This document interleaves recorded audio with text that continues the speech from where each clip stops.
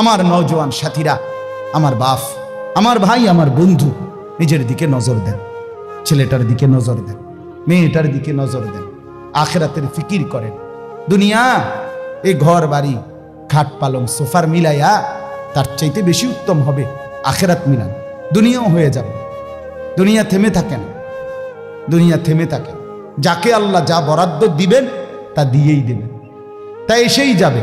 কসম আল্লাহ, আপনি শুয়ে থাকলেও আপনার জন্য বরাদ্দকৃত রিজিক এসেই যায়। আপনি যদি বলেন না পরিশ্রম না করে তাহলে আমি শুয়ে থাকি, আসুক। না না, তকদির এভাবে লেখা, সিস্টেম আল্লাহর পরিচালনা। আমনে কাম করতেন, নামনের 14 গোষ্ঠী কাম করবেন। আর উনি কাজ করতে চায়, ওই সুযোগ পাচ্ছে না। উনি অসুস্থ, উনি প্যারালাইজড, উনি পঙ্গু, তাহলে ওই বেটারে অচল করে দিল যিনি, আমনারে সচল করছে তিনি। কথা বোঝেন নাই আপনি? এটা সহজ হিসাব। আপনি বলে না আচ্ছা আমি ঘুমাই তাই সাই করতে ইয়ে বাদ, আপনি আপনার বাপও তো ঘুমাই থাকতেন না। আপনার তাকদিরই তো এভাবে, আপনার রিজিকই তো আপনাকে কোথায় নিয়ে যাবে, ওইখানে নিয়ে যাবে। আল্লাহর ফয়সালা ইঞ্চি ইঞ্চি, আল্লাহর ফয়সালা তো হিসাব কর। যে পরিশ্রম করবে সেটাও লেখা, কে পরিশ্রম করবে না সেটাও কি আছে, লেখা আছে। আল্লাহ বুঝ দান করেন। অতএব খুব বেশি কারাকারি করে লাভ নেই, রিজিক বন্টন করা। রিজিক কি করা? আর রিজকু মাকসুম, একদম বন্টিত হয়ে গেছে। আল্লাহি লান তামুতা নাফসান হাত্তা তাস্তাকমিলা রিজকাহা। আল্লাহর নবী বলেন, আল্লাহর কসম, একটি আত্মা, একটি প্রাণ মৃত্যুবরণ করবে না কোনো আত্মা তার জন্য বরাদ্দকৃত রিজিক পূর্ণ না করে। বাতেই লোকমা না খাইয়া আপনার বাপের ক্ষমতাও নাই, আপনি মরে যাবেন। আর যেটা নাই সেটা আপনি খাইতে পারবেন না। আমি খাইতে বসি ভাত, আমার প্লেটে ভাত নিয়া, আমার বাচ্চা বাহিরে খেলে, 2 বছরের মেয়েটা মাঝে মধ্যে দৌড় দিয়ে আসে, আইসা 1 লোকমা নিয়ে যায়, নিয়ে আবার দৌড় দিয়ে যায় না, বাকি ভাত আমি শেষ করছি।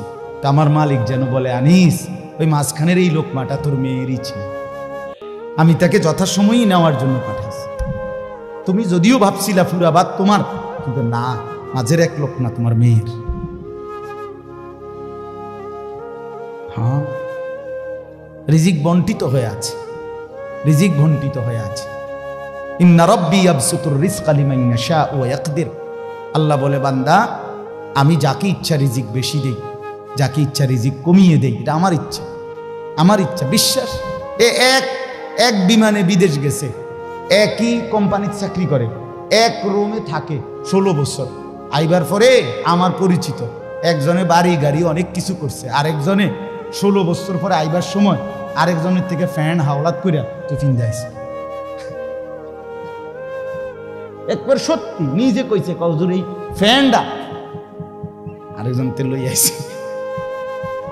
এক রুমে থাকছে, এক রুম, এক দেশে। এমন হলো কেন?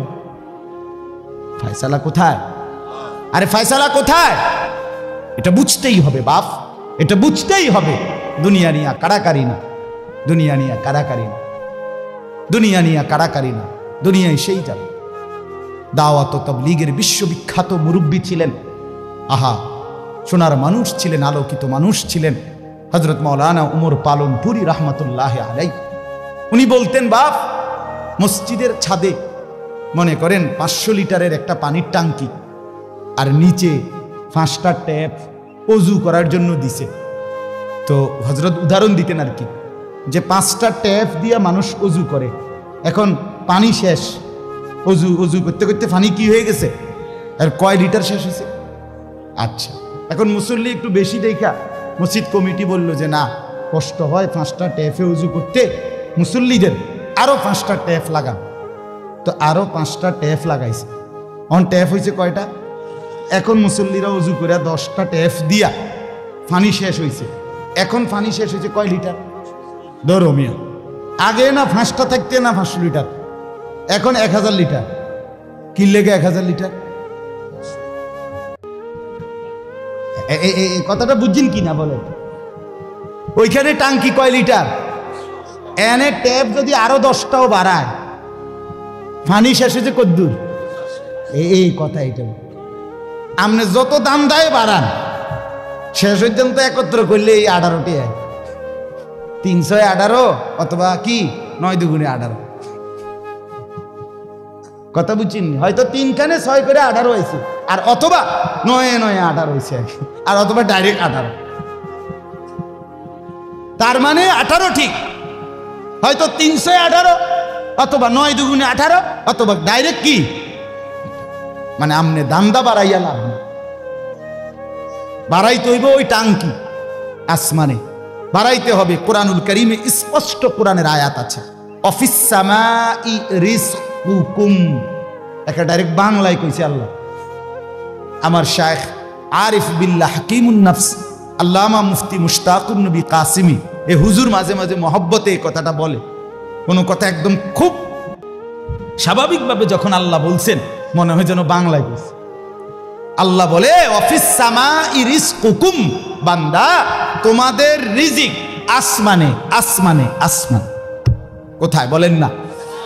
এ খেতে না, গার্মেন্টসে না, মেলে না, ফ্যাক্টরিতে না, এগুলো সব আল্লাহর ফায়সালায়, আসমানি ফায়সালায় এখানে উৎপাদিত হচ্ছে। আল্লাহ আমাদেরকে বুঝ দান করেন। আমি আমার এই কথাটাই হৃদয়ের সবটুকু দিয়ে বুঝাইতে চেষ্টা করলাম। শুধু কেবল দুনিয়া নিয়ে কারাকারি করা না, শুধু দুনিয়া নিয়ে ব্যস্ত না জিন্দিগি।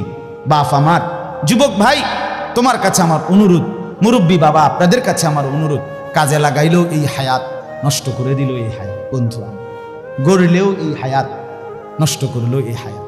না আপনি আবার ফিরে আসবেন, না আমি আবার ফিরে আসব।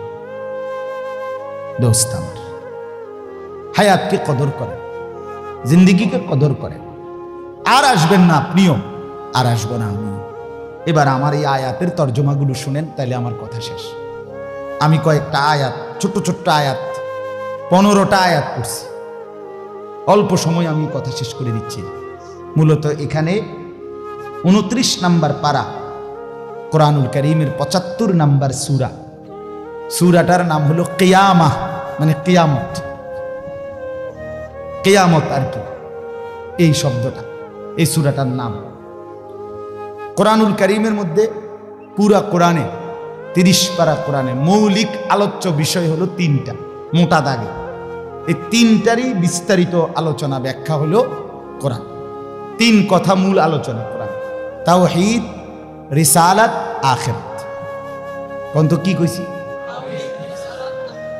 এই 3 কথা পুরা কোরআনের বক্তব্য। এই 3 কথা আমাদের প্রিয় নবী সাল্লাল্লাহু আলাইহি সাল্লামের 23 বছরের সমস্ত কথা, জিন্দিগির খোলাসা। বুঝছেন কিনা? পুরা ইসলামের সারাংশ এই 3টা কথা, তাওহীদ, রিসালাত, আখিরাত। তাওহীদ কি? তাওহীদ হলো লা ইলাহা ইল্লাল্লাহ, এই ঈমান, এই কালেমা। লা ইলাহা ইল্লাল্লাহর যত দাবি, লা ইলাহা ইল্লাল্লাহ এটা আপনার কাছে যা যা দাবি করে এই সবটা আদায় করা, পালন করা, এটা তাওহীদ। লা ইলাহা ইল্লাল্লাহ এই কথা আপনার কাছে দাবি করে শুধু এই শব্দটা মুখস্থ রাখবেন আর বাকি যা মন চা তাই করবেন, এটা না। লা ইলাহা ইল্লাল্লাহ আপনার কাছে দাবি করে যে তাওহীদ মানে একত্ববাদ, এক। আসমানে 7 আসমানে, 7 তবক জমিনে, কায়নাতের যেখানে যা তা হচ্ছে শুধু একজনের ইচ্ছায়, তিনি আল্লাহ। আমার মাথার চুল থেকে পায়ের নখ পর্যন্ত, আমার দেহের ভিতর বাহির নিয়ন্ত্রিত হচ্ছে শুধুই একজনের ইচ্ছায়, তিনি আল্লাহ।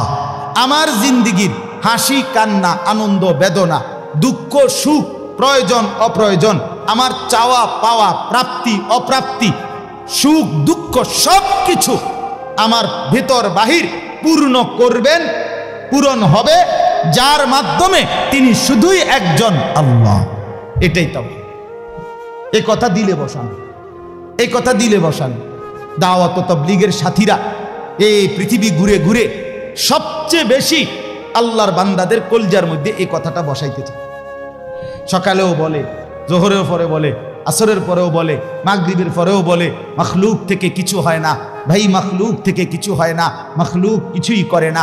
ডানে বামে উপরে নিচে আমরা যেখানে যা দেখি এগুলো কিছুই করে না, করে যা শুধুই আল্লাহ আল্লাহ আল্লাহ। এই কথা টানা 40 দিন কলিজার মধ্যে বসায়, টানা 120 দিন 4 মাস কলিজার মধ্যে বসায়, লোকটার দিলে বসে যায়, জিন্দেগি সুন্দর হয়ে যায়। হ্যাঁ, এটা পরীক্ষিত জায়গা, পরীক্ষিত পরীক্ষিত। এই জন্য ওলামায়ে কেরামের তত্ত্বাবধানে নিজ নিজ অঞ্চলের সংখ্যাগরিষ্ঠ ওলামায়ে কেরামের তত্ত্বাবধানে মশওয়ারায় পরামর্শ নিয়ে দাওয়াত ও তাবলীগের সাথে জুড়ে থাকবেন, বলেন ইনশাআল্লাহ। 2, 3, 4 ফেব্রুয়ারি বিশ্ব ইজতেমা, জানেন? 2, 3, 4 ফেব্রুয়ারি বিশ্ব ইজতেমা। বলেন কত তারিখ? ফেব্রুয়ারি। ফেব্রুয়ারি কর না কেন? 2, 3, 4 ফেব্রুয়ারি। বলেন কত তারিখ? বিশ্ব ইজতেমা। আল্লাহ কবুল করেন। আপনারা আমরা সবাই যাব ইনশাআল্লাহ। তো বলতেছিলাম এই তাওহীদ লা ইলাহা ইল্লাল্লাহ, এটা কলিজার মধ্যে বসানো। নবী সাল্লাল্লাহু আলাইহি সাল্লাম বলেন, আল্লাহর নবী বলছেন, ওয়া'লাম আন্নাল উম্মাতা লাউ ইজতামাআত আলা আন ইয়ানফাউকা বিশাইইন লাম ইয়ানফাউকা ইল্লা বিশাইইন কাদ কাতাবাহু আল্লাহু লাক। আল্লাহর নবী বলেন, উম্মত শোনো, গোটা পৃথিবী যদি একত্রিত হয়ে সিদ্ধান্ত নেয় তোমার একটি উপকার করবে, কিছুই করতে পারবে না। তোমার কেবল সেই উপকারটাই হবে যেটা আল্লাহ তোমার জন্য তাকদীরে আসমান জমিন সৃষ্টির 50,000 বছর আগে লিখে রেখেছে। ওয়ালা বিজতামাউ আলা আন ইয়াদুররুকা বিশাইইন কাদ কাতাবাহু লাম ইয়াদুররুকা ইল্লা বিশাইইন কাদ কাতাবাহু আল্লাহু আলাইকা।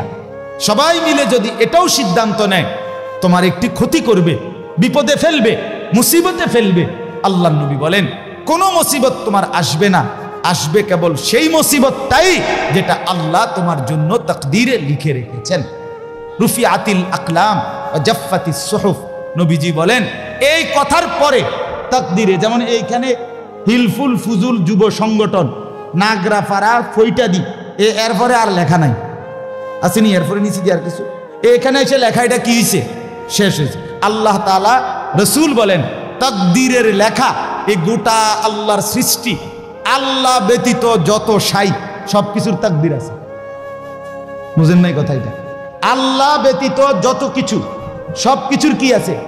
এই গাছ মাছ, আকাশ জমিন, হ্যাঁ, এই মশা মাছি পিঁপড়া যা কিছু আছে আল্লাহর সৃষ্টি, নদী সাগর সবকিছুর কি আছে? তাকদীর আছে। এই নদীতে কতদিন জোয়ার আসবে এটা লেখা আছে, কতদিন ভাটা আসবে এটা লেখা আছে। তাকদীর শুধু মানুষের না, তাকদীর মা সেওয়াল্লাহ, আল্লাহকে বাদ দিয়ে যা সবকিছুর তাকদীর আছে। ও ফিপরারও তাকদীর আছে। এ বেটা আমার থেকে বাচ্চা গেছে গায়ে না, এবার টিপ দিয়ে মেরে গেছে, ঠিক কিনা বলেন না? হ্যাঁ, মশা আমারে কামড়াইয়া গেছে, আমি পারছি না ধরতে, কিন্তু এবার মেরে গেছে।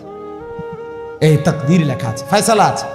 তো এই কথার পরে যে মাখলুক তোমার কোনো উপকারও করতে পারবে না, মাখলুক তোমার কোনো ক্ষতিও করতে পারবে না, এই কথা লেখার পর আল্লাহ তাআলা তাকদীর লেখার যেই কলম এটা উঠাইয়া ফেলছে, তাকদীর লেখার যে কালি এগুলো ফেলাই দিয়েছে। মানে এরপরে আর কথা নাই, এই কথার উপরে তাকদীর শেষ হয়েছে যে মাখলুক কিছুই করে না, হাও না নাও না, পক্ষেও না বিপক্ষেও না, যা করে কে করে? আল্লাহ। আল্লাহ আল্লাহ করে, আল্লাহ। বলে তো ডাক্তারে চিকিৎসা করলে রুগী ভালো হয়, এই ডাক্তারে চিকিৎসা করলে রুগী মারাও যায়। যে হাসপাতালে রুগী সুস্থ হইয়া বাড়ি যায়, এই হাসপাতাল থেকে রুগী মইরা অ্যাম্বুলেন্সও, ঠিক কিনা বলেন? তাহলে বুঝা গেল মাখলুক থেকে। কার থেকে? এই সহজ কথা বললাম, তাওহীদ। এটা রিসালাত কি?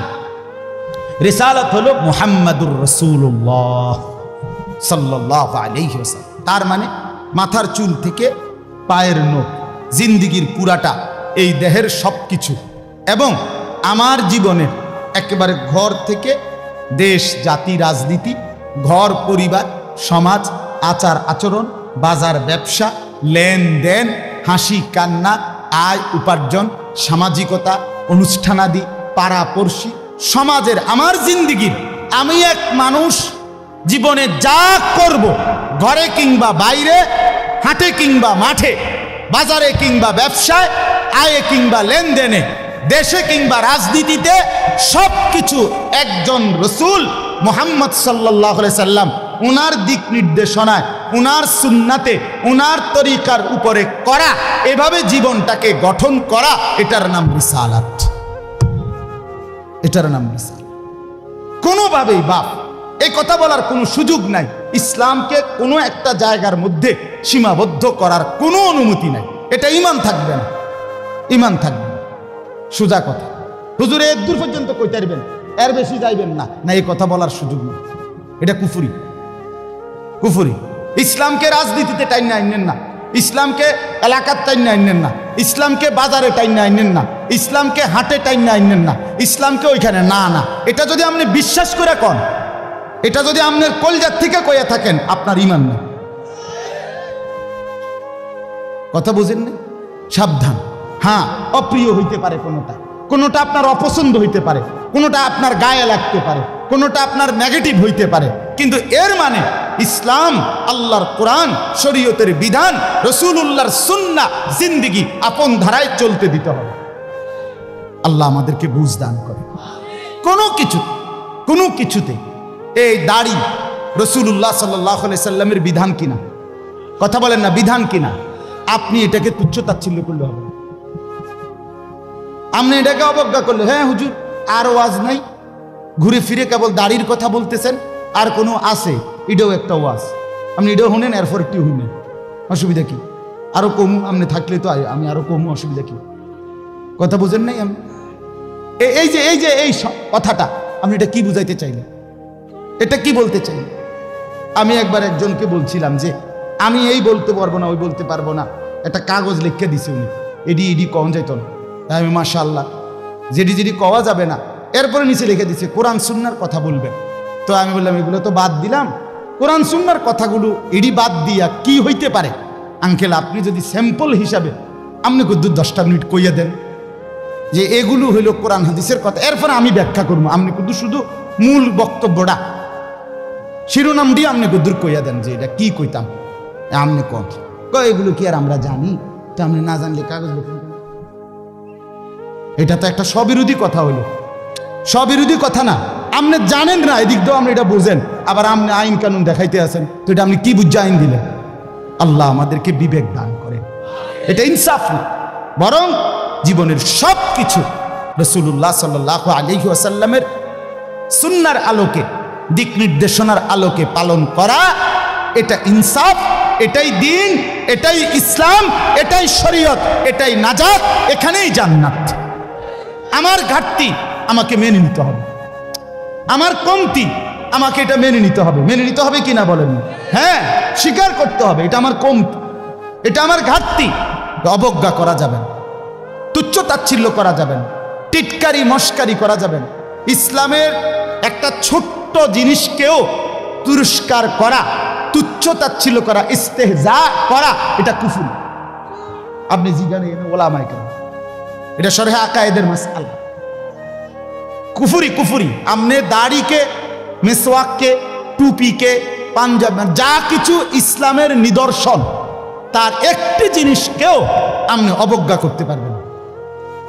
ইস্তেহজা আপনি পালন না করা, এটা হলো কবিরা গুনাহ, আর অবজ্ঞা করা কুফরি। একদিন মসজিদে মুয়াজ্জিন বেচারা পাগড়ি মাথা দিতেছে, ভদ্রলোক পয়সাওয়ালা মাতবরে এনে খাড়াইয়া এক পাশে প্রথম কাতারে, সে বলতেছে এই সমস্ত তেনাতুনা বান্ধনের টাইম এখন আসেনি।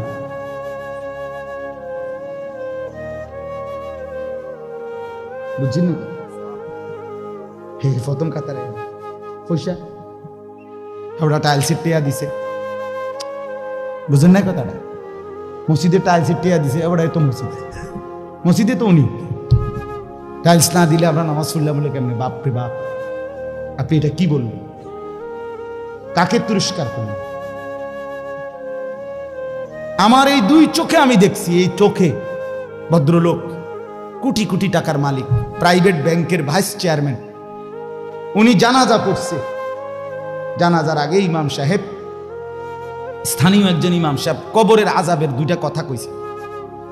উনি একটু 4-5 মিনিট বলাতে 2-4 জন নেতা বক্তব্য দিতে পারে না। হইতে পারে না যে জানাজার আগে দিয়েছে কুদ্দুর কুদ্দুর কথা কয়, কথা বুঝছেন কিনা? এটা কোনোভাবেই সুন্নাত না, সুন্নাত কোনো তরিকা না, কেমনে কেমনে চালু হয়ে গেছে। যাই হোক, তো ওই ইমাম সাহেব কবরের আযাবের কথাটা বলাতে হতে পারে 2-4 জন নেতার বক্তব্য দিতে কি হয়েছে, একটু সময় হয়েছে না বা পারছে না দিতে।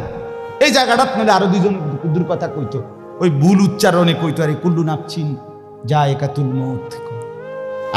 আপনি এতটি জানাজা পড়েন, আপনি দূরে এই লাইনটাও ঠিক করতে পারলেন না। এই কথাটা কমপক্ষে ঠিক করতেন যে আমি যেহেতু প্রায় জানাজা ফরন লাগে, হ্যাঁ এটা তো কদ্দূর ঠিক করি না, এইটাও করতে পারলেন। তো যাই হোক, উনি ডাইকা ইমাম সাহেবকে বলতেছে, আমি নিজে দেখছি, উনি ডাইকা বলতেছে, হুজুর কবরের আযাবের মিথ্যা ভয় দেখিয়ে লোকদেরকে আর কতদিন বোকা বানিয়ে রাখবে। মুসলমানের বাচ্চা জানাজা পড়ছে, অহংকার করে গেলেন দুনিয়াতে আর কি। এরপরে মরতেন না, আপনি মরতেন না, আপনি কবরে যাইতেন না শেষ পর্যন্ত না, ফেরেশতা আপনারে দেখবে না কবরে। আল্লাহ আমাদেরকে বুঝ দান করে। আমার বাপ, আমি দিল থেকে বলতেছি, অন্তর থেকে, পুরা দিন রাসূলুল্লাহ সাল্লাল্লাহু আলাইহি ওয়াসাল্লামের সুন্নাতকে, নবীজির কোনো তরিকাকে, কোনো কথাকে আপনি প্রথম ধাক্কায় ফেলে দিবেন না। কথা রুচেন কিনা বলেন, মাথা নোয়ায় ফেলবেন, নত নিজেকে ছোট করেন, এরপরে ভাবেন আমার এই ত্রুটির সমাধান কি করতে পারি।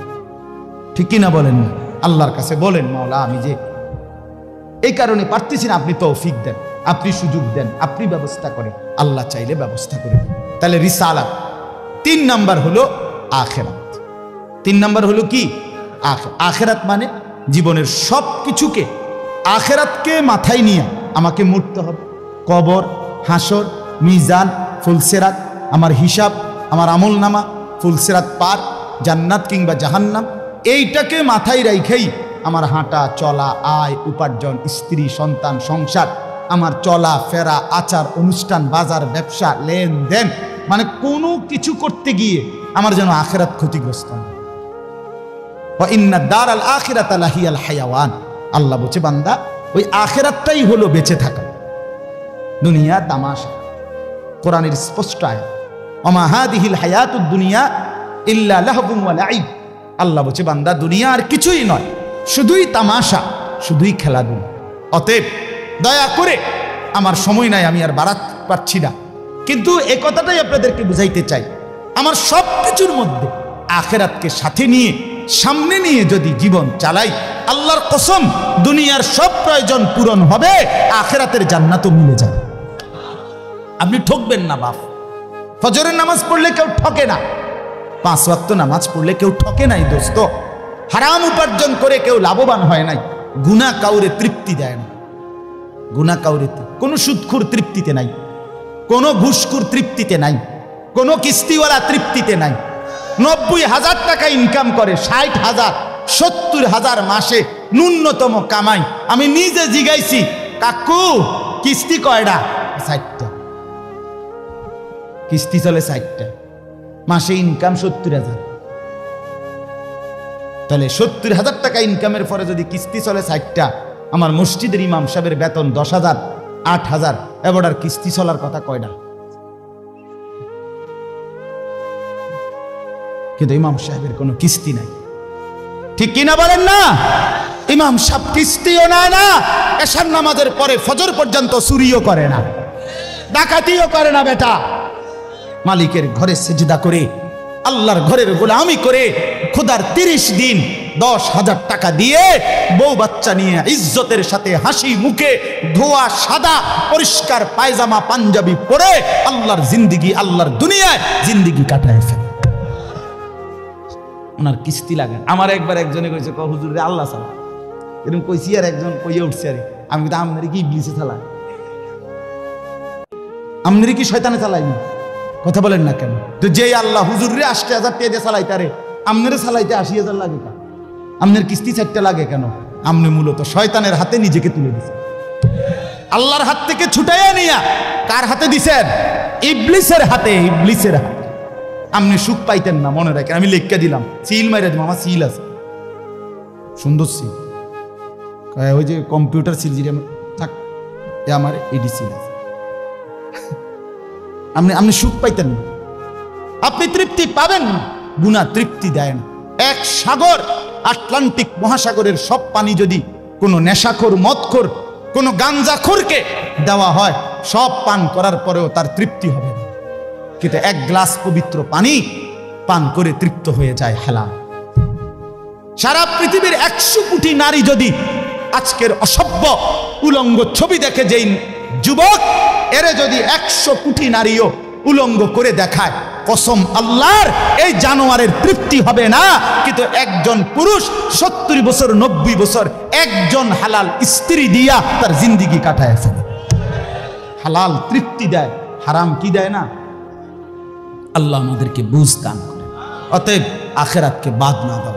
যুবক বন্ধু তুমিও না, বুড়া বাপ আপনিও না, পর্দার আড়ালের মা বোন আপনারাও না। আল্লাহ আপনাদেরকে তৌফিক দেন, আল্লাহ আপনাদেরকে কবুল করেন।